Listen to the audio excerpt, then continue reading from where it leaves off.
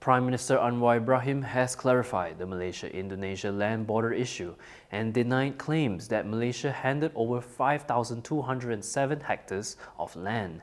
Meanwhile, the KL Mayoral election study was back in the headlines today, with PN stressing that there is no guarantee that it could lead to better governance. Stay tuned for this and more on KiniNews. Prime Minister Anwar Ibrahim has clarified the issue involving the 5,207 hectares of land recently claimed by Indonesia. Let's take a look at his explanation in the Dewan Rakyat today. Prime Minister Anwar Ibrahim said that the land claimed by Indonesia recently was not previously part of any nation. Speaking in the Dewan Rakyat, Anwar explained that the land could not be regarded as belonging to any country as ownership of the land was subject to negotiations and a boundary that has yet to be finalised. He added that while the area did indeed fall within Indonesia's administration, based on a 1915 map attached to a boundary agreement between the British and Dutch governments, Malaysia had previously not agreed to the claim as the map had not been finalised. Kawasan OPB sebelum ini tidak boleh dianggap sebagai kawasan milik mana-mana negara. Kerana kawasan itu merupakan kawasan rundingan dan penentuan sempadan yang masih belum dimuktamadkan sejak dulu lagi.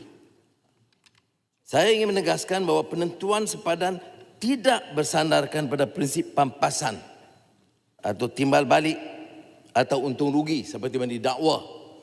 Sebaliknya, penentuan sempadan antara Malaysia dan Indonesia lebih bersandarkan kepada konvensyen dan perjanjian seperti yang dijelaskan tadi.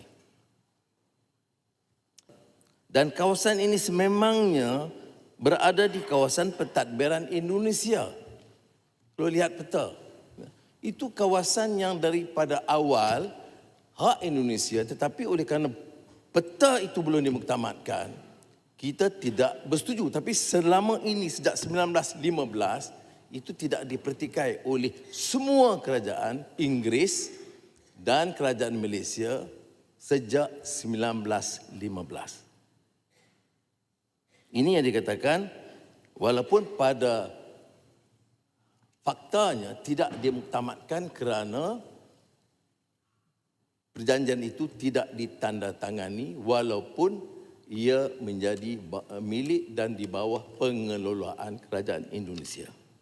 He also highlighted that representatives of the Sabah state government, including the Chief Minister's office, the Sabah Attorney General's office, and the Land Department, were fully involved in all negotiation sessions held with Indonesia. Anwar concluded by reiterating the government's denial that Malaysia had handed over any land to Indonesia as compensation for 3 villages in the Nunukan area.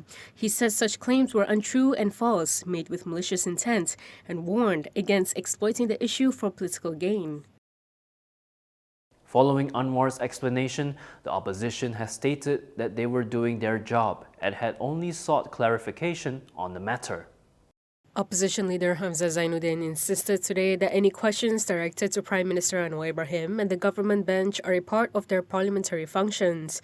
This came after Anwar delivered a ministerial briefing on the Malaysia-Indonesia outstanding boundary issue. Hamzah thanked Anwar for his explanation and reminded him that he had last week asked the government to address concerns about the matter. Yang nak tuduh-menuduh ni pasal apa? Kalaupun ada ahli-ahli meromat yang bangkitkan isu ini, kerana kita membaca daripada laporan akhbar. Sebab itu kita minta supaya Yang Amat Berhormat bentangkan dalam parlimen. Kalau dah bentang, kita terima. Kalau ada lagi khilaf yang akan timbul di masa hadapan, kita tanya lagi. Itulah kerja kita. Yang Amat Berhormat kalau tadi cakap elok, tak bangkit pun tuduh-menuduh, saya rasa tak timbul pun perkara ni. Kita dengar semua. Betul. Kita steady. Oleh sebab itulah saya mohon kami di pihak sini sebenarnya menunggu, inilah jawapan yang kita tunggu. Sebab kalau jawapan begini, Yang Amat Berhormat kata apa ni, selama ini persahabatan yang begitu baik di antara Malaysia dan Indonesia, saya bersetuju. Bukan itu saja, kami pun ada rakan-rakan di sana. Sebab itu kami mahu penjelasan. Earlier, Anwar's remarks on alleged slander sparked a minor commotion with objections from the opposition bench, which prompted outcries from backbenchers including Sani Hamzan and Howard Lee. Last Friday, Anwar had asserted that there is no need for the matter to be clarified in Parliament and slammed the opposition for supposedly issuing lies when commenting on the issue.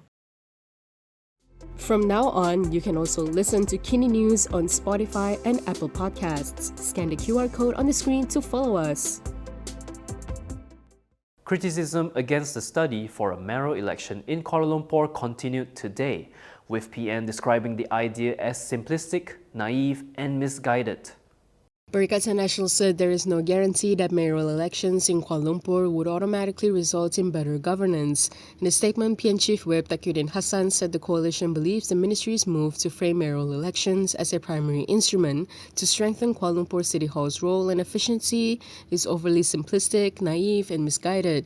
He highlighted that the system could instead introduce additional problems such as the politicization of city administration, electoral populism, and conflict between an elected mayor and the federal government. He said more practical approach would be for the government to study comprehensive institutional, administrative, and legal reforms to improve DBKL's efficiency and accountability. According to Takiuddin, administrative issues that need fixing include DBKL's organizational structure, leadership quality, human resources, interagency coordination, integrity and enforcement mechanisms, priority setting, and decision-making efficiency. Takiuddin also said that if Putrajaya intends to proceed with mayoral elections, a comprehensive review of existing laws and regulations must first be carried out. He said that without clear legal and constitutional amendments defining executive powers, budgetary authority, accountability lines, and conflict resolution mechanisms, the introduction of mayoral elections could lead to institutional confusion, overlapping jurisdictions, and legal disputes. He stressed that a mayor who possesses democratic legitimacy without clearly defining legal powers would undermine, rather than strengthen, effective leadership and governance. Meanwhile, a past leader responded to Hannah Yeo's remarks on the issue by proposing that a study be conducted on the UEC instead. Past Information Chief Ahmad Fadli Shari has hit back at Minister in the Prime Minister's Department for the Federal Territories, Hannah Yeoh. This was over her remarks that there was no need to fear the study on the mayoral election as academics are conducting it, not DAP. In a post on Facebook, he said that if that is the case, then he would like to propose a comprehensive study on the United Examination Certificate instead. He said this would include its standing within the Constitution and its impact on the national education policy. He added that since political parties are not the ones conducting this study as well, there should be nothing to fear. He stressed that in reality, the issue isn't about the study itself, but about long-standing political leanings which have been known for a long time. Local council elections, particularly in the capital, have long been a contentious issue. Kuala Lumpur and DBKL are under federal control, with the city administered by a federal government-appointed mayor. Critics have argued that this structure concentrates power in the mayor's hands, with limited checks and balances compared to other local governments. However, right-wing Malay-based political parties have long opposed local council elections, claiming they would erode Malay power in urban areas where non-Malays are the majority. If you like the stories we produce, consider supporting us by subscribing to Malaysia Kini. Click the link in the description below or scan the QR code on your screen to subscribe. Rafizi Ramli has hit out at the government and his party's communication machinery. He claimed that they had failed to manage public perception in a mature manner. Former PKR Deputy President Rafizi Ramli, once dubbed the King of Formulas, says he is now being targeted with a new label, the Bitter King.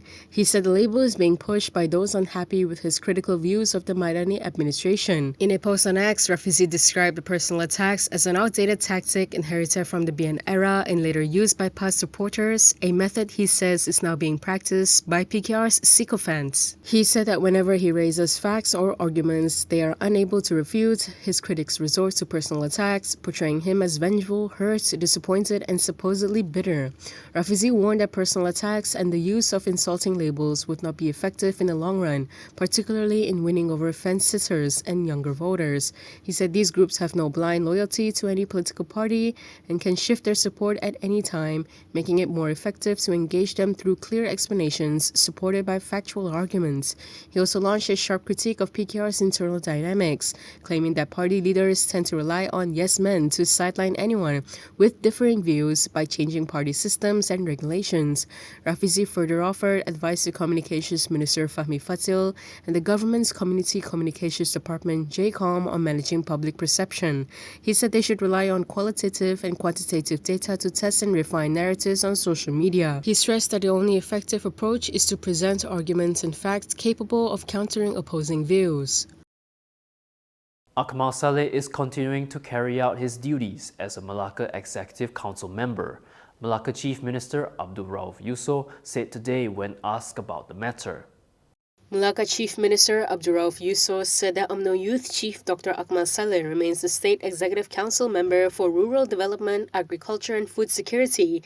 He said although the Merlimau State Assemblyman had submitted a resignation letter from his post as an exco member, the matter has yet to be discussed with Malacca Governor Muhammad Ali Rustam. Rauf said that he had yet to consult him, which means that for now Akmal remains an exco member. He added that there has been no final decision yet on whether Akmal's resignation is accepted or rejected. However, he said as of today, he is still carrying out his duties as an exco member. Akmal had previously announced his resignation as a Malacca State exco member after UMNO President Ahmad Zahid Hamidi rejected his call for the party to withdraw from the unity government. And that is all from me today. For more stories, you can go to kinitv.com. You can also follow us on Instagram, X, YouTube, and Facebook for the latest news updates. I'm John. Thanks for watching.